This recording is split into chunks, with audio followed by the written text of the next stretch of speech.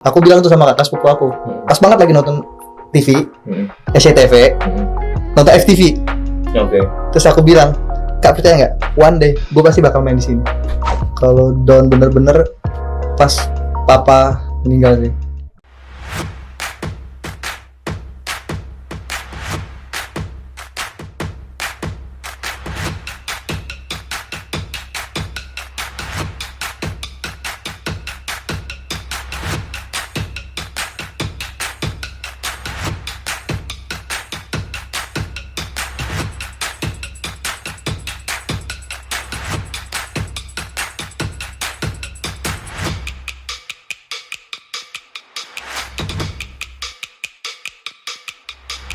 Assalamualaikum warahmatullahi wabarakatuh. Halo Dunsana Sadojo, kembali lagi di Minang Milenial Manang Podcast episode ke-9.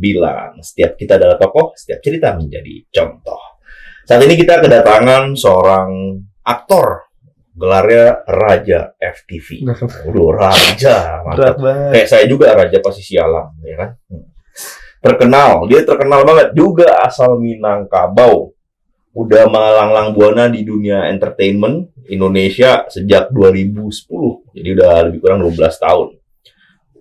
Udah membintangi atau syuting film dan sinetron lebih dari 200 kali. Gila, banyak banget. Dan saya penasaran siapa yang saya sebutkan tadi?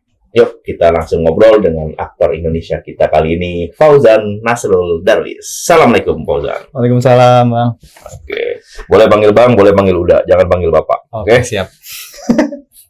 Apa kabar, Zan? Sehat, Bang. Alhamdulillah. Puasa udah bolong berapa? Baru satu kemarin booster. Oh, satu. Alasan aja itu. Harusnya boosternya bisa habis taraweh. Ada siang soalnya. Siap. Udah booster ya? Udah booster. Alhamdulillah. Sesuai anjuran. Jadi baru nyampe Padang nih? Iya. Kapan? Tadi Kemarin. Kemarin.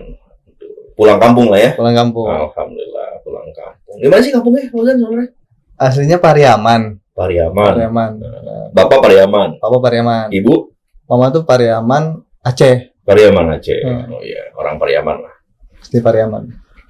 Dan, Iya. nih kita mau nanya-nanya. Fauzan kan udah jadi aktor terkenal nih. Wah. Amin ya Allah. Di dunia film, sinetron, di layar televisi, layar lebar. Udah tadi film sama sinetron 200 kali lebih, benar tuh? Ya kurang lebih segitu lah. Lebih bahkan. Kayak nggak tahu sih kan. Mungkin lah. Udah lebih dari 200 kali ya. Belum lagi iklan. Oh iya iklan. Dulu pertama kali emang iklan sih. Iklan tapi nggak banyak, Bang. Iklan nggak banyak. Iya, cuma rokok doang. Waktu itu rokok doang. Terus iklan apa lagi? Sama Citato 2. Citato. Nggak pernah jadi model kaos kaki gitu belum? Belum. Oh belum ya. Kakinya doang di insert, Bang.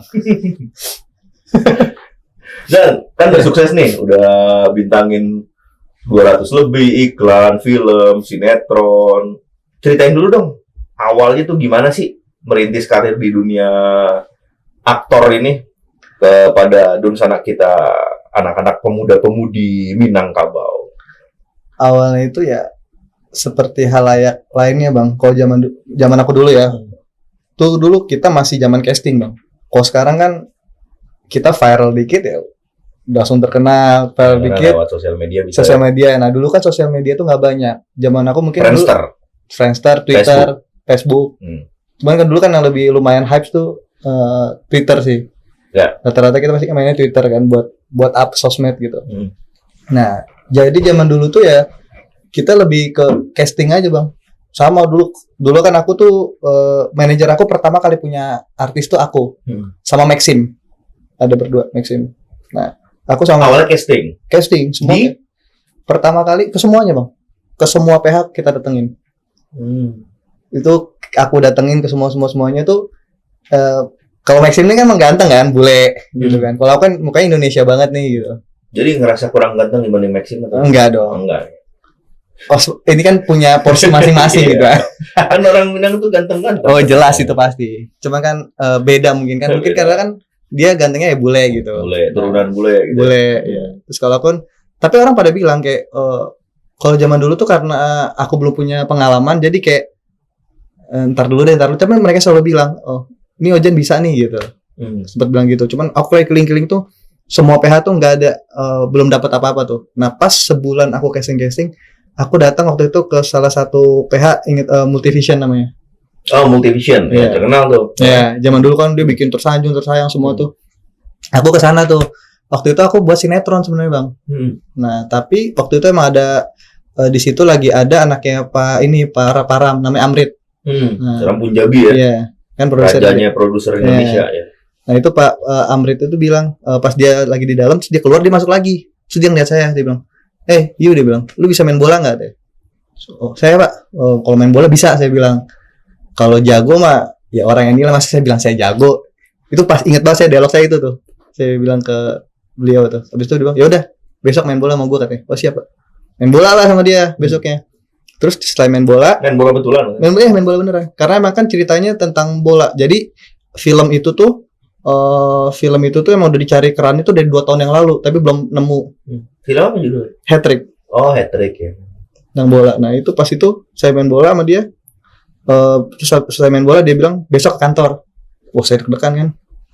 Ngapain nih? Pas sampai kantor besok dikasih skenario. Wah seneng banget saya. Itu pertama kali. Pertama kali. Dan saya waktu itu kan suka. Jadi castingnya diajak main bola sebenarnya. Iya. Ya kan? Basicnya karena bisa main bola mungkin kali ya. Oh ini ada gerakannya, inilah nggak terlalu kelihatan fake gitu kan? Iya. Karena memang mereka pengennya real. Cerita emang anak film itu tuh cerita tentang anak kampung pemain bola bayaran yang harus bisa main bola. Jadi banyak adegannya emang real, nggak yang cut to cut shotnya. Jadi kita main bola dilepas aja. Itu tuh pertama kali tuh. Itu tahun berapa tuh? 2000. Kan aku kan awal syuting 2010 ke 11 tuh. Nah itu 12 tahun yang lalu lebih kurang ya. 12 tahun yang lalu, 11 tahun berarti masih umur 20-an tuh ya. 20-an. Oh iya masih muda banget tuh. Itu statusnya waktu itu lagi kuliah? Enggak. Jadi ceritanya awal casting tuh karena aku dulu pergi dari rumah. Jadi dulu sebenarnya sempet lulus sekolah tuh kerja sama abang. Nah terus mungkin nggak cocok. Ya udahlah aku pergi kayak pengen survive aja gitu. Kan kebetulan juga orang tua udah nggak ada. Jadi orang tua nggak ada, usia berapa? Papa tuh SMA. Mama tuh SD. Oh, mama udah jauh dulu. Yeah. SD, papa SMA. Oh, jadi kayak aku udah mikir kayak gue harus survive. Nggak bisa nih gue ngebuntut sama kakak terus. Ya. Jadi udah dari SMA udah yatim piatu ya? Iya. Wah ini mirip nih kayak teman kita juga, Akbar Rais kemarin. Iya. Dia juga survival ini iya. Ceritanya sama nih. Jadi waktu syuting itu kan 2010-11 habis casting gitu kan. Nggak kagok tuh. Kan baru pertama. Kagok bang, jadi aku spesial buat aku tuh 2 bulan. Udah gitu kan, itu pertama kali aku main aku sama bintang-bintang besar semua. Lukman Sardi, Ira Wibowo, Ompong Harjatmo. Yang mereka tuh udah jauh. Ya, siapa sih nggak kenal mereka gitu kan. Jadi kayak aku punya ini sendiri, kayak beban sendiri nih gue kalau nggak bisa ngimbangin bahaya nih gitu. Kikuk 2 bulan aku sendiri bang. Jadi aku 2 bulan dapat acting coach. Oke. Jadi apa namanya nggak langsung jadi artis juga yang ngelewatin fasenya. Terus ada casting sana-sana. Dilatih juga. Bener ya kan? Tuh. Jadi semuanya pasti ada steppingnya. Nggak mungkin langsung terkenal. Wah terkenal sekarang followersnya banyak ratusan ribu. Berapa? 800.000? Dikit. Aku 600 ribu. 800 ribu. Yang beli berapa? 800. Pokoknya asli cuma 1.000 deh. Oh 1.000 tuh kan. Udah gue duga. Sebenarnya masih ada prosesnya benar. Sampai terkenal kayak sekarang, sampai jadi Fauzan yang sekarang. Dan kan orang Minang nih ya. Emang dari dulu udah stay di Jakarta apa sebenarnya pernah di Sumbar terus merantau? Gimana ceritanya? Gede lahir di Jakarta. Oh sama terus dulu. Sama ya. Sama. Gede lahir di Jakarta. Jakarta. Iya, karena memang papa kan soalnya di sana kerjanya. Ayah ibu udah merantau dari dulu. Tapi ayah ibu memang dari sini asal. Sama persis sama saya. Ayah saya orang Padang, ibu saya orang Solok. Cuman selepas selesai SMA, ayah ibu saya udah merantau. Jadi belum nikah. Kalau papa enggak, papa di sini. Sekolah SMA di sini. Di sini. Ayah saya juga di sini SMA. Kuliah di sini papa. Oh enggak. Udah keluar karena udah dari SMA ya saya sama ibu saya udah keluar Sumbar ya, ke Jakarta gitu sama ke Bogor jadi memang asalnya dari sini cuma udah merantau makanya saya sama kayak Fauzan gede, lahir di Jakarta. Jakarta. Jadi awalnya tuh kenapa sih mau ikut casting gitu? Awalnya tuh kenapa? Oh, ngeliatin casting terus apa ngerasa ganteng sendiri itu Enggak. karena cocok juga Enggak jadi ada. artis gitu. Ini Bang, jadi ada kejadian unik. Dulu tuh waktu aku SMA di Padang, aku ke Padang kan, pas lagi ke rumah kakak sepupu, aku bilang tuh sama kakak sepupu aku, pas banget lagi nonton TV, SCTV, nonton FTV. Oke. Terus aku bilang, Kak percaya nggak? One day, gue pasti bakal main di sini. Dan benar, pertama kali aku syuting FTV, aku syuting di PH itu, namanya The Frame Bridge. Aku main sama cewek itu, dan buat yang SCTV. Jadi kadang cita-cita tuh diucapin, diniatin dari hati gitu. Percaya nggak? Saya nanti bakal main di situ. Iya. Oh ya, akhirnya kejadian. Jadian. Cuman saya nggak pernah bilang. Percaya nggak? Saya nanti jadi wakil Itu gubernur. Nggak pernah. enggak. Mungkin waktu itu kan karena bocah kali kan, jadi kayak sebutan gitu aja. Itu Bang. nggak apa-apa itu. Jadi kadang-kadang sesuatu yang terucap itu sebenarnya niat dari hati. Ya kan? Hati itu kan dari kepala dulu tuh. Malah mikir terus turun Mikir gitu. terus bawah. Ya kan?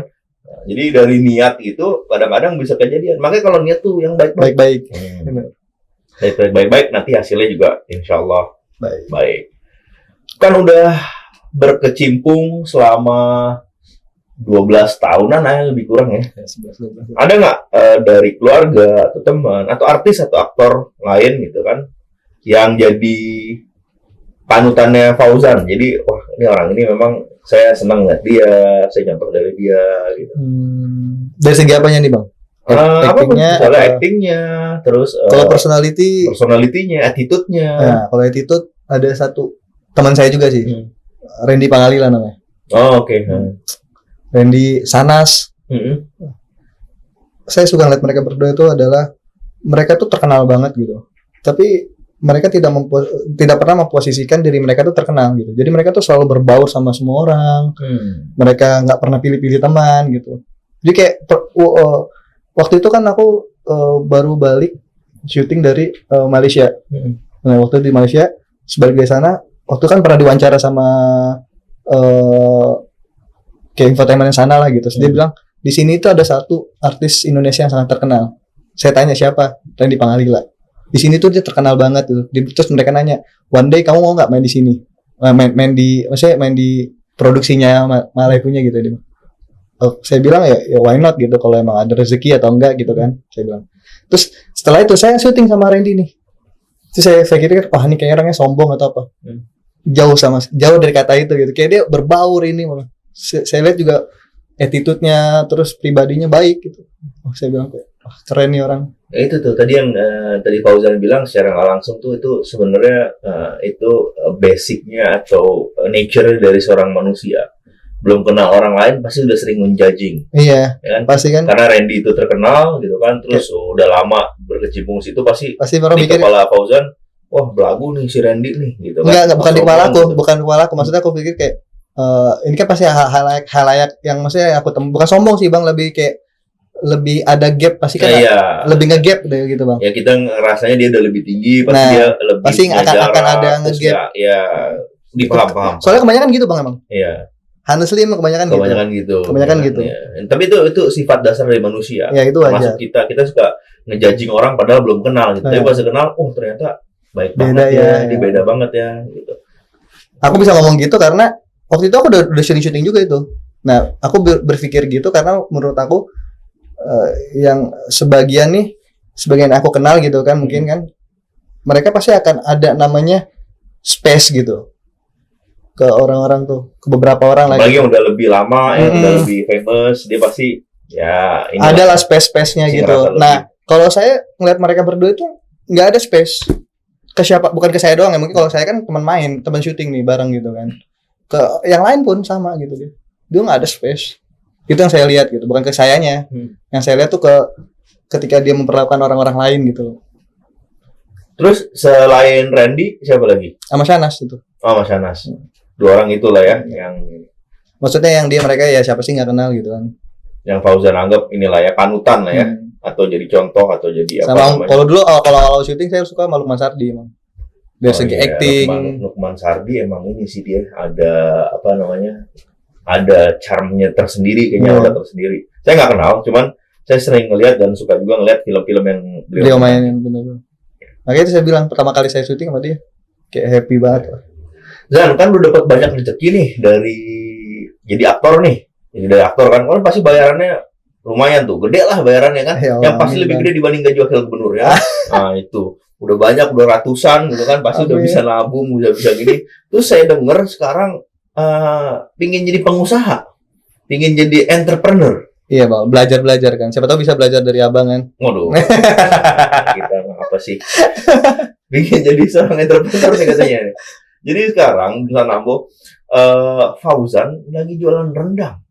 Jadi beberapa waktu lalu sebelum puasa kan ya, sebelum Ramadan ya, saya ketemu Fauzan, dia cerita, Bang, saya lagi buat usaha nih. Usaha apa? Rendang. Kok mau nih Fauzan nih yang keren, ya kan udah terkenal jadi aktor gitu, masih mau loh usaha jualannya jualan rendang lagi. Terus dia cerita waktu itu, ini kalau gue salah betulin ya, dan cerita masaknya pakai apa namanya tungku kayu, ya kan, terus masaknya betul-betul in a traditional way gitu. Dan dikasih nama rendang duo atau dua tungku. Kenapa Zan? Udah punya penghasilan yang saya bilang, mungkin kita bilang wow udah bagus lah gitu. Terus kok masih menjadi pengusaha gitu? Apa kurang sekarang atau gimana? Enggak. Ini kalau jujur ya bang ya gitu. Ini enggak dilebih-lebihin karena bukan lagi podcast Minang nih, enggak. Tapi emang bener bang. Karena kan aku ngerasa, maksudnya orang tua aku asli Minang nih gitu. Dan saya rata-rata temen-temen pasti suka namanya rendang gitu. Dan saya berpikir sama istri itu kenapa enggak kita. Oh, punya istri ya? Udah. Waduh. Istri. Tadi bahkan cerita anaknya ada dua. Ada dua lagi ya. Ya jadi kita berpikir tuh kayak, saya sih awalnya bilang sama dia, kan orang sana masak enak nih gitu. Kenapa nggak bikin ini sih kayak ya dari kecil-kecil dulu gitu, maksudnya kayak rendang dulu satu. Kita yang di rantau orang Minang, kita mengakui banget ya masakan Minang tuh enak-enak. Oh iya pasti. Dan teman-teman semua rata-rata suka gitu sama masakan Minang gitu kan. Siapa sih di mana-mana juga pasti ada rumah makan Padang gitu kan pasti bang. Jadi itu yang terpikir oleh saya kayak kenapa nggak saya bikin aja nih gitu. Awalnya gitu. Iya awalnya gitu. Jadi dan buatnya di sini ya? Buatnya di sini sengaja. Buatnya Sumatera Barat ya. Nah ini nih, ini juga Fauzan artinya ngebantu menggerakkan ekonomi Sumatera Barat, membuka lapangan pekerjaan, membantu juga menggerakkan UMKM Sumatera Barat. Terus tadi itu benar tuh yang Fauzan bilang, di mana sih nggak ada makanan Minang atau rumah makan Padang gitu kan? Saya bener Zan. Kalau saya ketemu sama kepala daerah ya, baik itu gubernur, wakil gubernur, bupati, wali kota, gitu kan, atau wakilnya di seluruh daerah di luar Sumatera Barat, saya selalu bilang gini ke mereka, terutama gubernur atau wakil gubernur, Pak Gub, gitu, saya jamin di provinsi Bapak, di seluruh kota kabupaten provinsi Bapak ada rumah makan Padang, saya bilang gitu. Di seluruh kota kabupaten, dan saya jamin lebih dari satu. Oh iya katanya gitu kan ya. Jadi memang orang Sumatera Barat tuh di mana-mana dan memang makanan Padang terkenal. Rendang dua tungku. Nih, produknya dibawain ke saya, cuman belum. Kalau ini versi hampersnya sebenarnya. Versi hampersnya. Kalau yang aslinya saya sengaja bikin pakai besek. Kalau aslinya nggak kayak gini, ya kan? Ini kan versi buat hampersnya. Ini buatannya Fauzan dan istrinya ya. Buatan asli, bikin sendiri. Bikin sendiri ya? Yes. Bumbu sendiri. Oke. Kenapa sih namanya dua tungku? Terus gimana sejarahnya? Oh, ini bisa jadi hampers nanti nih nextnya. Buat kalau kita kenapa Zan? Kok namanya dua tungku, sejarahnya kenapa? Awalnya tuh kenapa nggak tiga tungku sampai tungku gitu? Tadi kan mau randang tungku doang. Cuma ada yang punya. Oke, sih. Jadi saya pikir kenapa nggak jadi dua tungku? Karena kan bikinnya pakai dua tungku.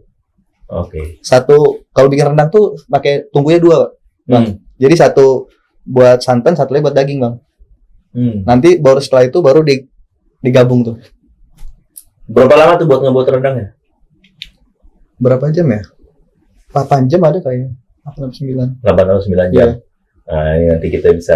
Jadinya kayak gitu. Kemarin kan saya bagi-bagiin produk UMKM Subar tuh buat kawan-kawan kita yang di Jakarta dan juga beberapa orang pejabat negara gitu. Kita sengaja saya bagi produk UMKM sebenarnya supaya dalam tanda kutip mereka mengenal produk UMKM Subar kan dapat endorse gratis, ya kan? Terus membantu kan memperkenalkan UMKM Subar. Ya bayangin kalau misalnya kita kasih ke Fauzan Dan endorsein dong. Wah, berapa puluh juta tuh dia. Ya kan?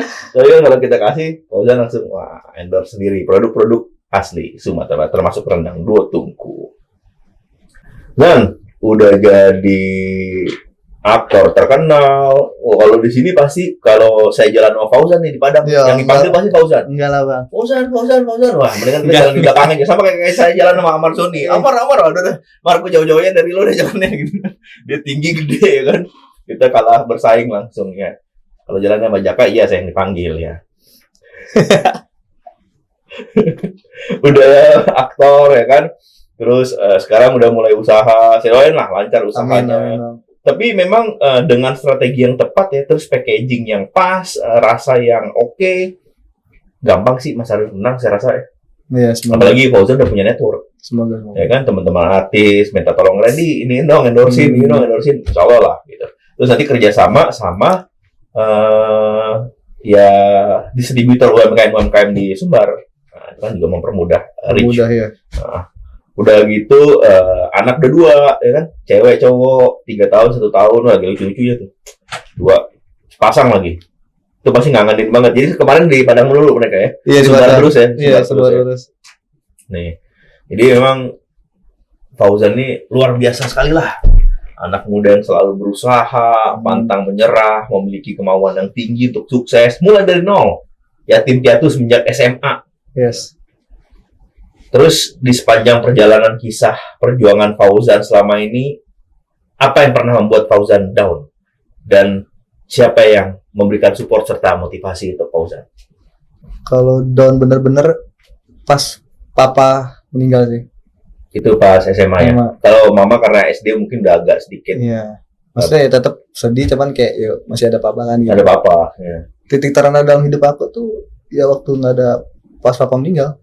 Itu Fauzan SMA, kakak-kakak udah ada nikah tuh ya? Udah, kalau yang pertama udah.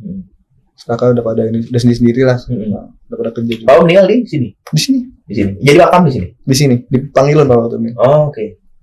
Betul. Terus kalau lagi down gitu siapa yang memberikan support ke Fauzan? Diri sendiri sih lebih waktu itu. Oke. Jadi waktu itu emang posisinya aku lagi di asrama. Kan tadi mau sekolah di sini. Tadi mau nemenin papa, cuman kayak papa sakit om itu. Papa emang kan keluarga papa kan emang jantung ada. Oh, oke.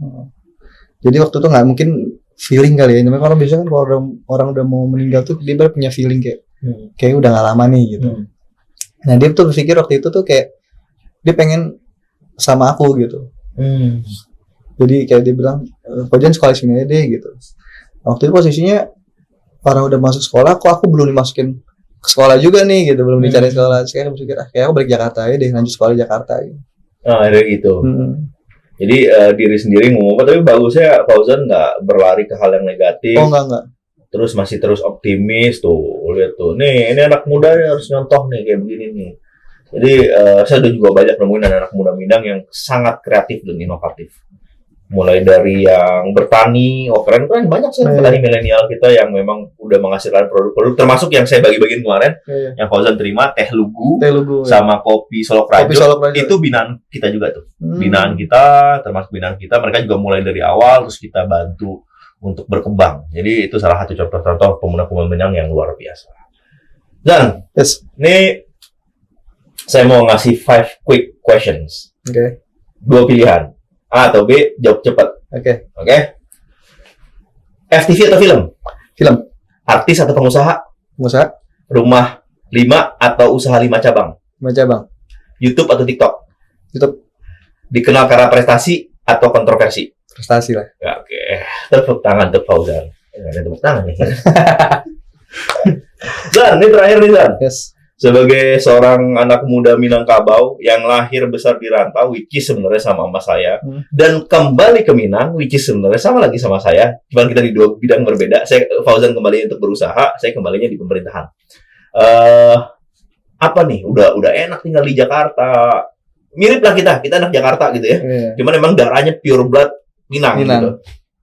Terus balik ke sini gitu, buat memulai sesuatu yang dari nol, usaha. Bahkan yang Fauzan cerita ke abang, istri di sini sebulanan ini dengan anak-anak, ya kan, coba meracik segala sesuatunya. Gitu. Kasih dong pesan motivasi nih untuk anak-anak Minangkabau, dan anak Minang, anak-anak Sumatera Barat di luar sana yang masih memulai hidupnya. Gitu. Intinya itu ya jangan patah semangat, tetap berusaha, lakukannya selalu yang terbaik.